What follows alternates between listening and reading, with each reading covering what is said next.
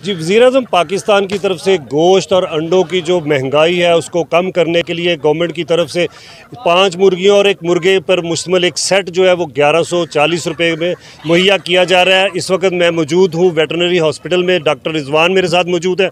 हम उनसे जानते हैं कि वो इस हवाले से क्या कहते हैं।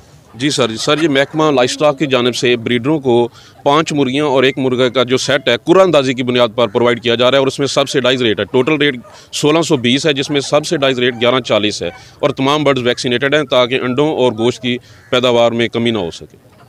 डॉक्टर रिजवान का कहना था कि ये परिंदे जो हैं वैक्सीनेटेड हैं ताकि ये बीमारियां ना फैला सके और ये 1620 रुपये रेट है सरकारी, लेकिन सब्सिडाइड करके इनको 1140 रुपये में आवाम को मुहैया किया जा रहा है ताकि वो अपने घर में मुर्गियां रखें और उनका गोश्त भी खाएं और उनके अंडे भी खाएं ताकि सेहतमंद रहें और खुशहाल पाकिस्तान बन सके। जी।